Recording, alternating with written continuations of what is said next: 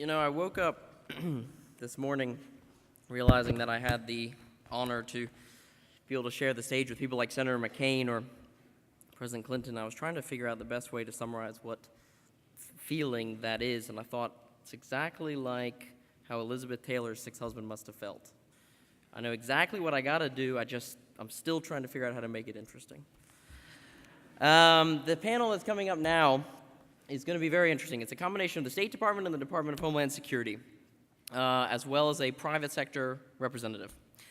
This is very important for you to understand the strengths of successful public-private partnerships and the weaknesses of those that are not successful. The first is Shelly Eskew. She's from Intel, and Intel is one of the first to get on board with public-private partnerships, and they've been ahead of the curve ever since. They support what is called social innovation, and they invest in their communities.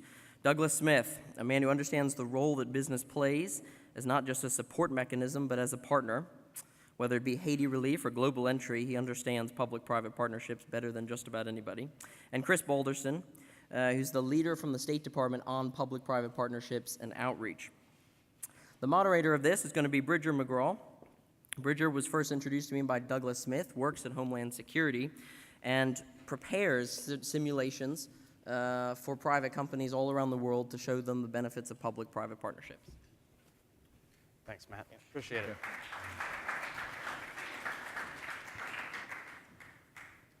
Great, thank you. Thank you, Matt, for that introduction. Thank you all for bearing with us as we are the last panel of the day before our very distinguished speaker closes this out. So thank you very much for having us. Our goal today is really to act as a capstone panel. We wanted to give you an idea of some of the drivers and the important elements of all of the conversations that you've had today.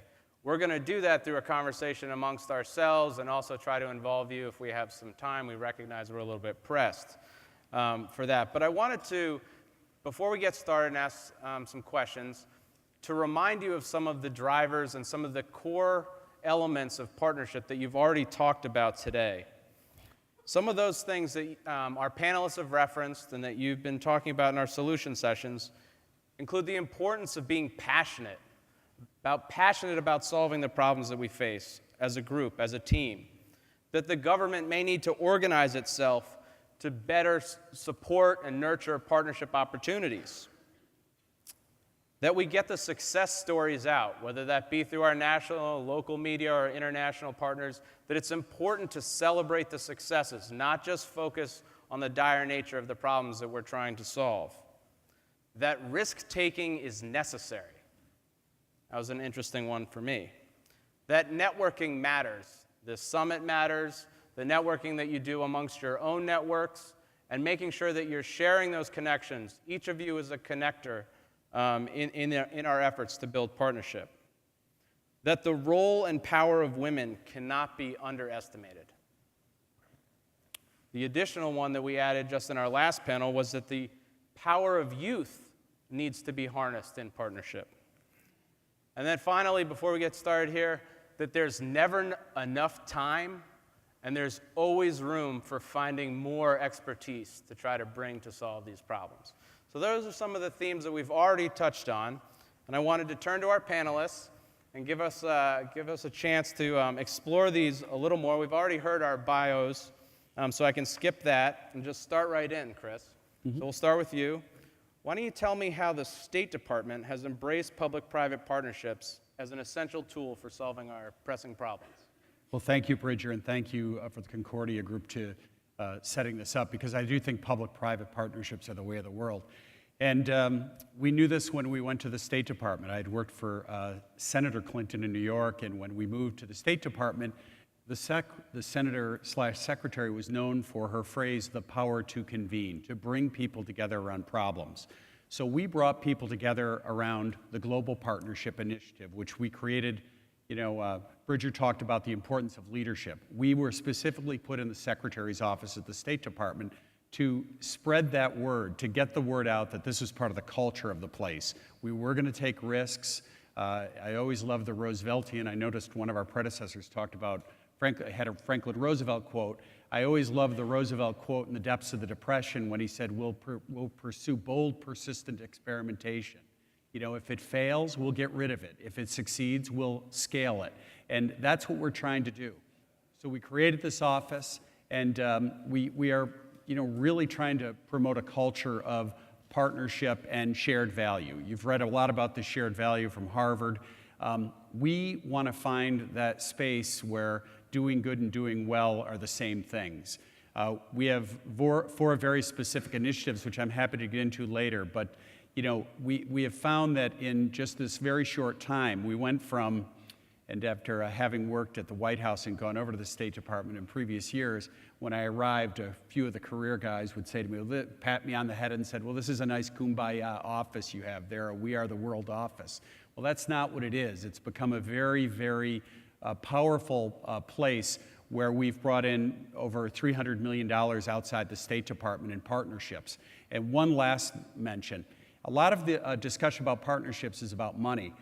In our case, we have found great partnerships, not just with money, but with the sharing of technology, networks, and not to forget, as Americans, ideals. This has been very important in getting the word out. Great, thank you.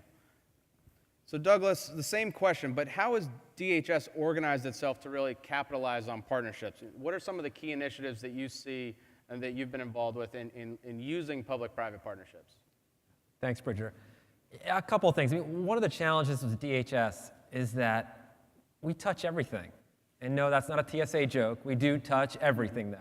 Every single day, we have 2 million people come through our systems, $1 billion worth of cargo flowing back and forth across the border between us and Canada.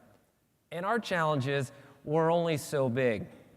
So when we came in, what we realized is we had to change the entire model, that no longer could the model be national security at all costs. We'll worry about the economy second. Our model was one that would embrace both. And what we very quickly realized is the only way to bring that to fruition was to bring all of our private sectors into the tent, to have them sit at the table while we make these decisions. How many of you here have taken advantage of our global entry program? Oh. I'd like to see 100% of those hands, but that's all right, we're getting there. When we started Global Entry, it was a pilot program started about 5 years ago, a couple thousand people in it. We decided to take it to a whole new level, and we went to Richard Anderson, the CEO of Delta Airlines, and said, Richard, we need you to be our guinea pig in this space. And to his credit, he embraced it. We figured he'd get back to us in weeks, if not months, after the lawyers and everyone reviewed it. 3 days later, his marketing people were in my office in DC with the entire plan on how they would roll it out. They went live with it literally a month to the date from our first conversation, and we saw a 300% increase in what we got in return for it. Phenomenal success. We took those learnings and brought it across all of our sectors, whether it's with the work that the Secret Service does in the area of cybersecurity, what our customs folks do in the area of getting cargo back and forth. It was getting them integrated early. And I emphasize early. All too many times, when that call happens, it's after something bad has happened. And the reality is that's too late. And what we are striving to do with this integration with the private sector of the department is to plan for the worst possible case scenarios long before they ever happen. Haiti was an interesting example. When I went to DHS, I never in a million years thought I'd be worrying about a catastrophic earthquake in Haiti or a volcano in Iceland. But it was what drove us to create these partnerships so that we could solve these problems together in real time and to make them last, to go beyond personality. It wasn't good enough for me to know Richard Anderson at Delta. What we needed to do was create a process, not by personality, but by process, so that we'd be able to create a system that we could problem solve in real time, whether it was this assistant secretary sitting up here or somebody completely different, that we'd be able to keep it going. Because look, the challenges are immense, and there is no way that government can do it alone. I believe strongly we play a vital and important role in the glue in keeping them together, but it really needs to be a collaborative partnership and one that is built for long-term success, not just for one-off.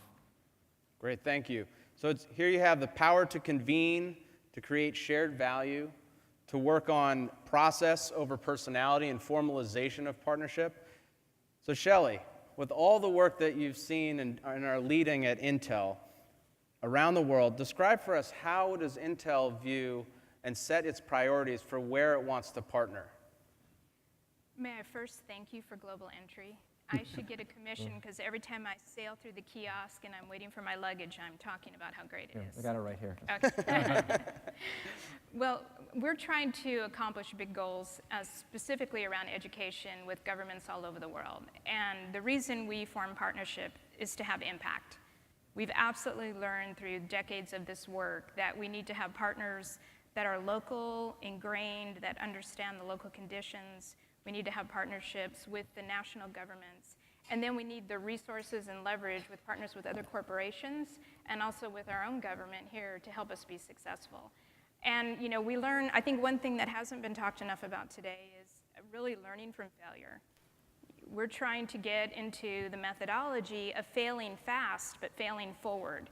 You know, making sure that as you fail, you're taking those learnings and quickly integrating it into your next partnership. And it's really hard to do because as our culture, we don't like to admit failure. But I think it's important for the future of partnerships that we all get really good at that. And we just know that partnership is the key to having a bigger and a long-lasting and a sustainable impact. Is there a way that a partnership can prepare itself for facing failure in advance? Yeah, I think absolutely having that conversation up front before you even join in partnership. And I think clear expectations are something that we find are the key to everything. Right. Just like a good marriage, a good relationship with any partner, you need to really understand what the expectations are. Often what happens with government and the private sector is a mismatch of expectations around timelines. Because we move at a very different pace. In the technology industry, we move very, very quickly, and we're very impatient, and we have had to learn how to set that expectation with our NGO partners and also with our government partners. Thank you. So, Kris, can you share with us, where have you seen the most, let's stick with this thought of worrying about failure, but really focusing on the success and impact. Where have you seen the significant impact of private sector expertise in either developing or advancing one of your partnerships? You know, we've created a number of partnerships. I would say, Shelly, one thing that I've noticed is evaluation is very important, but we don't want to make the perfect the enemy of the good. We have to move forward very quickly and try to evaluate while we're doing it. An example of a partnership that worked, we created something called the Global Alliance for Clean Cook Stoves. We had half the world cooks on open fires. 2 to 3 million women and children a year die from breathing in the fumes from these open fires. That's 3 times more than malaria, but nobody knew about it. 20% of the black carbon. So what we did was we went out and we created a market-driven approach, a standard. We announced this 2 years of the Clinton Global Initiative, and just this year we've created a standard that will keep improving, much like an Energy Star program around the world. But part of the expertise that we got there, we went to Dow Corning, who gave us funding because they wanted to understand local markets, and they helped us understand how to develop stoves that people will actually use. In the past, there have been a lot of do-good programs where we've distributed stoves, but they're not used because people didn't understand the local market. We have Morgan Stanley involved. They're interested in carbon credits. And we have Shell Oil because they're looking at alternative sources of energy. So these are examples of shared value. On top of that, we have a number of NGOs and the World Food Program and others that have helped us on how to deliver this equipment. You know, yesterday at the Clinton Global Initiative, Mukhtar Kent was up. You know, the classic examples are, how do we get refrigerated drugs to the most difficult places in the world? Well, Coca-Cola is served all over the world. You know, we've talked to Coca-Cola about how to distribute this, and it's been very helpful. I can't tell you how many times we've been in the secretary's office where the secretary has just said to a CEO, X country has a problem. Do you think you could send a couple of people over to help them out and figure it out? And it's funny, this is part of the new smart power that we talk about. Again, it is not just funding or money. It's the networks, it's the technology, and it's, again, the values. And it has great impact on a lot of the places that we've gone to. Thanks. So the 5 pillars of the Concordia Summit, national and economic security, and Douglas, you've touched on these, and I was wondering if we could pull a little bit more at this about the private sector role in both of those two equations. So if national security and economic security can both be accomplished, how do we effectively employ the private sector expertise into that equation? A couple different ways. One thing, and I want to just pivot off what Kris was saying, we recognized the same thing there, and we really had a lack of talent in a number of areas. And we were able to work through, challenging, but work through the process to get approved a program, what we call loaned executive. So those experts from Dow Corning, sorry about that. Corning. Korn Ferry would be good too, maybe in a few months, just kidding, would come and embed into our offices. We were bringing leaders from top universities, top companies who wanted to take a break. We had a global logistics challenge and how we secured the global supply chain, a major national security issue, a huge economic security issue. We called up the CEO of UPS and said, hey, can you help us with this? The next thing we knew, a 27-year veteran of UPS was implanted up at DHS headquarters to help us work through this. In real time, taking his expertise from 27 years on the private side to help us, who were very good on the security side. I mean, the folks at DHS are really at the very tip of the spear on how to stop bad things from happening. But we weren't able to translate to the next level. We weren't able to have that intersection between economic and national security really come together. And it was through this program, Loan Executive, that really helped to cement that together. It was through real life examples when Al-Qaeda tried to blow up the UPS plane in Yemen a little over almost 2 years ago to the day. It was a real wake-up call. It was a pretty scary day. If that had happened 5 years earlier, those planes would not have moved. They would have grounded those planes for the next month. We saw what happened after the tragedies of 9/11. Given the intricacies of the global economy and how sensitive things are, to have grounded that would have been 20% of the world's GDP. Through this enhanced cooperation in real time with the private sector, the CEOs of FedEx, UPS, DHL, TNT, and Atlas, within 4 hours of that incident, were on the phone with myself, with the secretary, with the senior leadership, working the problem in real time. Within 4 days, 40 representatives from the global cargo industry were sitting at DHS headquarters alongside TSA, CBP, all of our bomb prevention experts, the FBI, et cetera, working the problem so that we could keep the economic engine of the world going, but at the same time, make sure it was secure. This can only happen, though, if we sort of lower our guards. There's been a lot of talk recently about the role of government. And I have to tell you, I've been out of it, I've been in it. And I'm passionate about each can play a critical role. And there is a time when we absolutely need government. I mean, governments are able to move mountains sometimes. We also critically need the expertise that folks in private industry have. They have bottom lines to be held accountable. Every single day, they're answering to shareholders and others into what their products are. By bringing these together, and not just one-off relationships, but long-term sustainable engagements, we're really able to see the difference that can happen. And I'm thrilled to use Global Entry.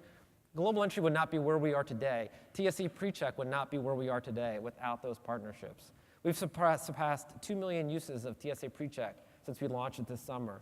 And that's through the leadership of the CEOs of United Airlines, of Delta, of US Air, of Alaska, this cooperation of the trainings that the Walt Disney Corporation and Marriott gave to our officers. For all too long, people would say they'd fly into our country and, oh, your customs officers are all mean and grumpy. Well, at the Academy now, we have courses designed by the private sector and taught by the private sector on how to help these guys understand, yes, law enforcement is job number one. Protecting our borders is job number one. But we can do it in a way that is welcoming and engaging. Once again, we saw a problem and we built a long-term solution, not a one-off, but something that is beneficial to both of us.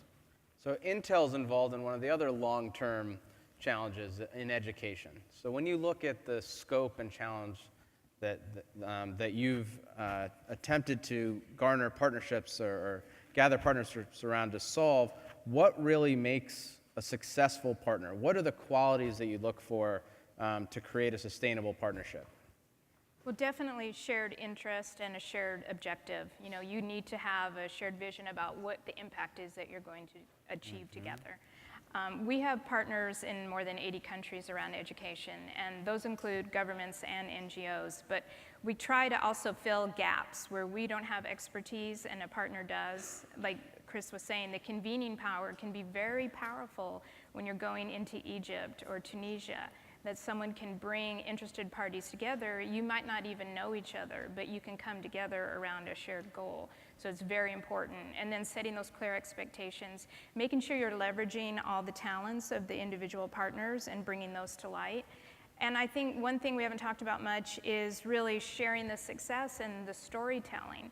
I think the philanthropic community sometimes gets a little hammered because they don't do a lot of transparent sharing of what they're doing when it doesn't go so right, but also how did they achieve success. And so that's an area where we're working with a number of foundations, really talking about how do we really open up the books to each other and share the process that we've gone to, because everyone knows partnership is difficult. It takes extra effort. You always have a tendency to think, boy, if we just did it alone, it'd be a lot faster, like we think about a lot of things in life. But we know that the lasting impact is going to happen because of this partnership. Thank you. So we have just a few minutes left. We have a very distinguished audience, and I want to try to leave them with some advice. And if we have time, I'll just quickly poll the audience for your sort of one-word advice of some drivers that really speak out. But let's just go through our panel here and take a few seconds to say, what advice would you give the leaders in our audience as they look to start, enhance, join, re-envision, re-energize the partnerships that they care or are passionate about? Let's start with Shelly. I would definitely say join. I think that there's a tendency to want to always start from scratch and do your own research and your own evaluation and look for your own path. But there's so many good things happening right now across the globe, and there's really an opportunity to bring your special strength to the table and have everyone benefit from it. So I would say start with the intent to join.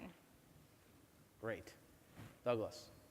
I want to join her idea because it was so good. I don't want to invent a new one. 2 joins. 2 votes. Look, I think get in the game. I mean, that is the trick, and that has been the challenge at times. And I think Kris and I, having where we sit, have faced this. The status quo was perfectly comfortable being the status quo, and that to really see change happen, you got to take some risks. You know, I've been at the department now for 3.5 years, and it is every day a high wire act. But I think if you're willing to take those chances to really push the envelope on where you can achieve things, great things can happen. But you got to be willing to get out there and push that envelope. And since time is running out, I would go back to the phrase bold, persistent experimentation and take risks. But I've also had the word that is underutilized in the State Department and diplomatic circles, but empathy. I really believe that when you get out there and start talking to people about their problems, you get a better sense of the solutions they need, which can be good both from a business point of view and a government point of view. But empathy is a real key to this. Great, thank you. I want to see if this works. Could we go to the slide?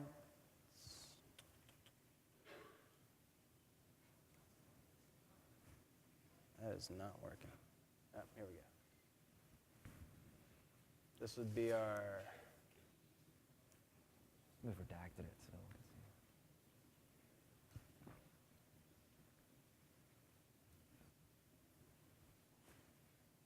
Clearly, he doesn't control the remote at home. This would be the classified version. We'll get you the unclassified. This is the classified slide. That is the unclassified slide. We could also talk about Douglas's socks. Okay. Be bold. Hold on. All right, here we go. How about that? Next slide. Okay, here we just want to leave you with, these are some sort of audience generated and things that are sort of felt by major organizations, but we wanted to leave with you some key characteristics that we've been talking about in partnership, and recognizing that some of us are working on partnerships before a crisis, and some of us are doing it in response to different crises around the world. So there's ways to think about this as a team. You need a dedicated full-time liaison or an organizational structure to manage and implement the partnership strategic plan. We've all talked about identifying strategic goals that we all agree on. So before you embark on this journey, understand what your plan is. Partnerships need to be fully resourced, and we've also talked about what resourcing means. It's not just money. It could be passion, it could be youth, it could be the power of different communities involved in your partnership. Active support, participation, and collaboration of public and private sector leadership ensures the partnership's active. You may have a partnership that stands up to solve a problem and then is done. The problem is solved. But some of the things we've talked about are long-term challenges. So you have to figure out how to keep your partnership active. And then finally, focus on sustainability. Focus on sustainability. But recognize, we've talked about it, celebrate your successes and do not worry about taking risks in the face of adversity. That is going to happen. We all know that at the beginning. So I hope some of that helps structure your thinking a little bit. I'd like to thank our panelists and the Concordia Summit for having us today. Thank you. Thanks, Matt.